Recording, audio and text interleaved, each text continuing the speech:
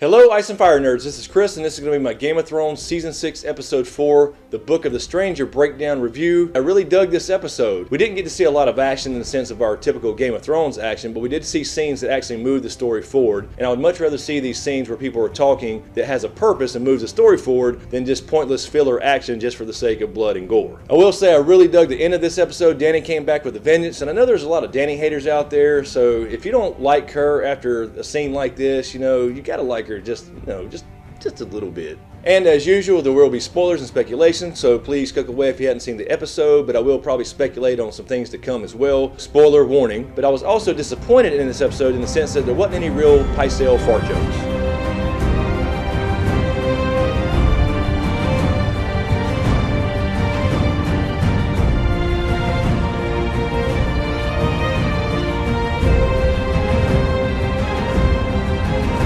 So let's jump right in. We start at Castle Black and Jon Snow is packing his shit. He's ready to get the hell up out of there. He's going south just to get warm somewhere. I mean, he's been stuck up there 5 seasons, so I don't blame him. Anyway, his good friend Eddie tries to talk him out of it, saying, what are we going to do now? And he's like, look, man, I'm getting the hell up out of here. I died. I'm free of my vows. And then we had Davos and Mel talking, and he's like, what are you going to do now? And she's like, I'm going to follow Jon Snow wherever he goes because he is the prince that was promised. So she's called him the prince that was promised now twice in as many episodes, so that means she's now stuck with him like a bad case of herpes. And then we have Brienne and Pod escorting Sansa back to the gates of Castle Black. Apparently the Night's Watch has already repaired the gate that 1-1 Waka 1-1 broke down.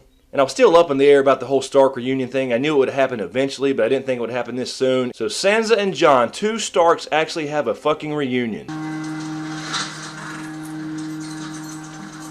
Stark reunion!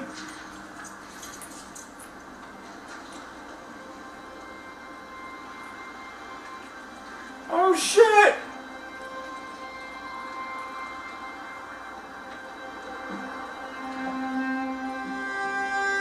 They actually let it happen!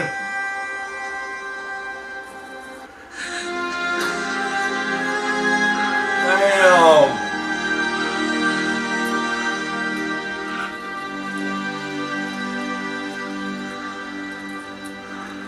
I don't want to cry.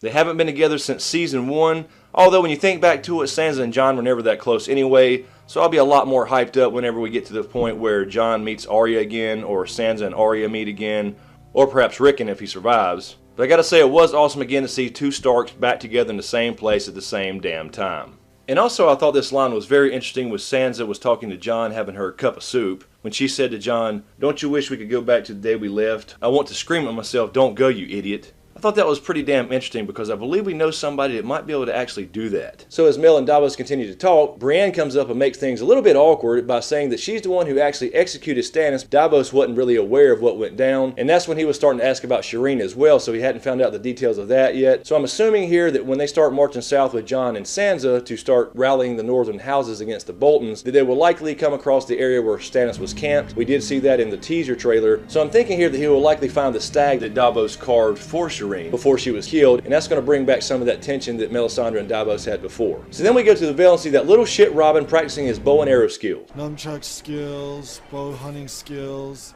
computer hacking skills.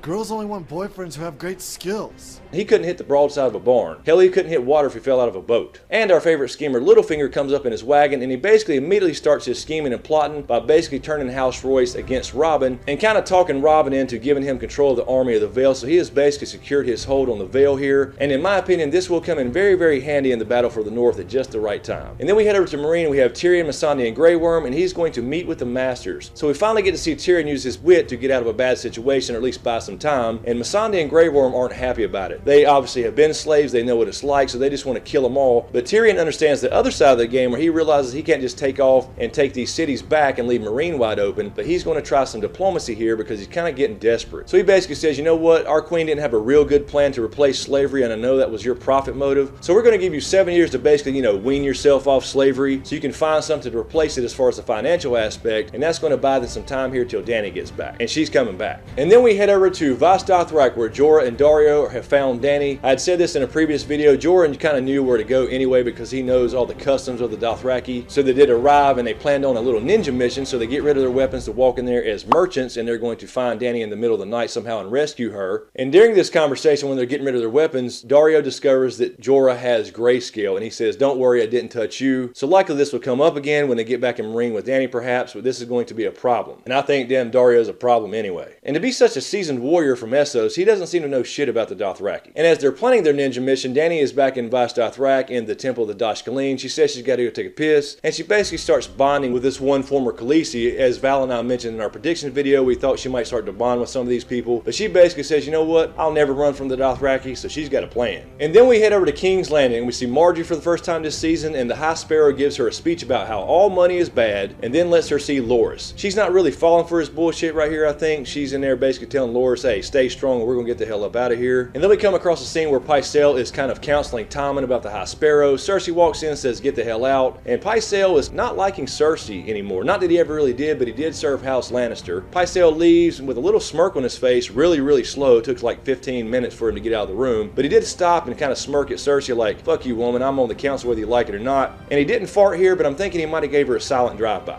And then we see Cersei and Jaime coming to the small council chamber to meet Kevan Lannister and the Queen of Thorns, and they actually come to an agreement, and Cersei acts like she's on her side about Marjorie, and they do agree they need to bring in the Tyrell army against the Faith Militant. So this will definitely set up the war to come between the Faith Militant and the Tyrell army that Cersei's going to essentially be in charge of through Jaime. And then we come to Theon. He's headed back home to Pike, the Iron Islands, and apparently he took a magical carpet ride to a boat that arrived in Pike in about 24 hours. He goes in and talks with Yara. He's still very timid, although he is responding to Theon and not Reek. And Yara kind of gives him hell about, you know what, I wasted a lot of men coming to save you and you wouldn't come, you betrayed me. But he ends up saying, I don't want to rule, I want to support you in the King's Moot. So this is similar to the books as far as the King's Moot goes. Yara will be going against her brother Euron, although I don't think it's going to work out well for her, and that will lead to other storylines that probably tie in with Dany. And then we head to Winterfell, and Ramsay is in there having an apple, and they bring Osha in, and she's been all cleaned up, and when I saw the knife in his hand, I knew this was going to fucking happen.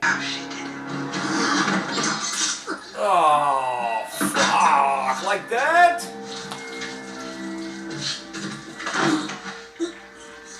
So she tries to pull on Ramsay what she did on Theon a few seasons ago when Bran and them originally escaped Winterfell, and tries to seduce him. She tried to go out like a champ and take Ramsay out. Now I did expect Osha to die, as I've said in a few videos now, and I think Rickon's in trouble too. We'll see how long he lasts. But honestly I didn't expect it to go quite like this, although she did go out still trying to protect Rickon as far as the real enemy being Ramsay. So then we head back up to Castle Black, and we have a big meal going on, and Tormund Giantsbane sitting there kind of staring all up on Brienne. I've been alone with you inside my mind, and in my dreams I've kissed your lips 1,000 times.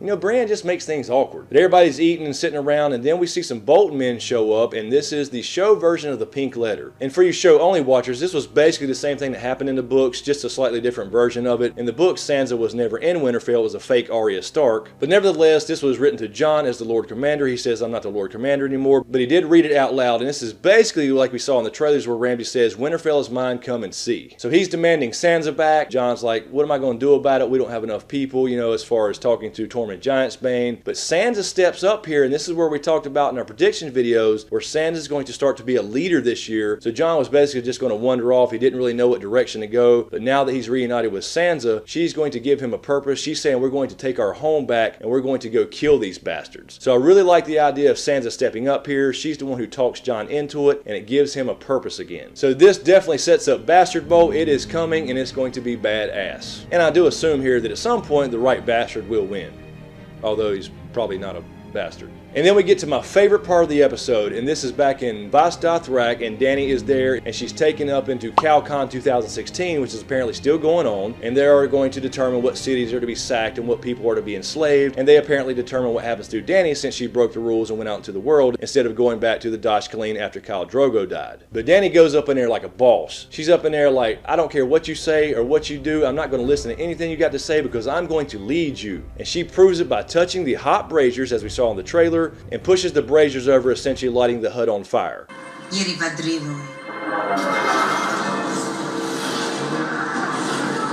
Oh shit. She burns it down?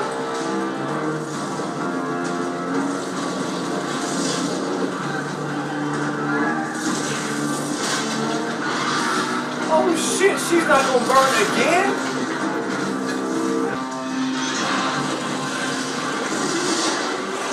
Oh, damn! I got to say, that shit's badass. She's gonna walk right out that motherfucker. They're making her fireproof in the show. No Drogon? She did it her damn self.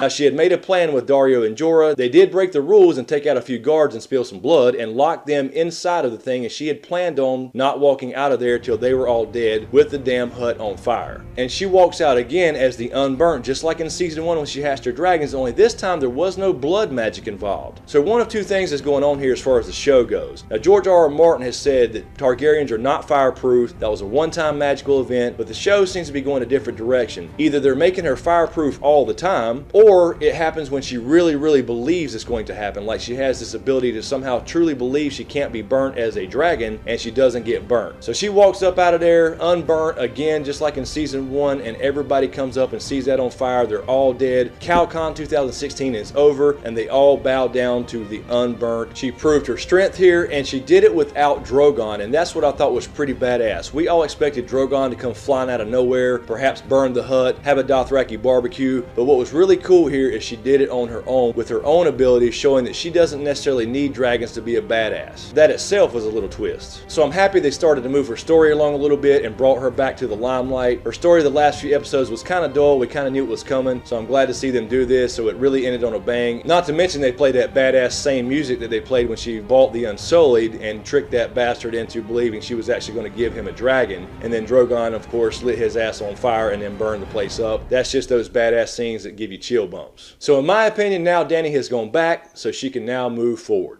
So anyway, that was the episode, guys. It was pretty short and sweet this time, but it was pretty straightforward because there wasn't a lot of filler in this episode, like I said before. So overall, this was a pretty damn good episode, even though, again, there wasn't a lot of that Game of Thrones action we all craved like we saw last week with the Tower of Joy. But you can't have that in every single episode. Believe me, there's a lot more coming. And before I wrap this up, I'd like to give a special shout out to a fairly new channel, Tale Foundry. If you dig fiction and storytelling, and even the components that go into storytelling, such as characters, how they're developed, even the worlds they're immersed in, and the culture that makes them who they are, they have really cool, high quality videos. They even have cool months where they do themes. For example, last month was a Game of Thrones theme, and they talked about Game of Thrones, why it's important and why it appeals to us so much, how it was kind of built, and then even have their own short stories using that information for that month. So please check them out if you like that kind of stuff. I'll leave a link to that in the description below. Also, I will be getting back to Q&As this week. I apologize. I meant to get one out last week, but I had a lot of stuff in real life to take place that I just couldn't get to it. I will be starting those again this week, so feel free to leave your questions in the comments below. In the meantime, you can click here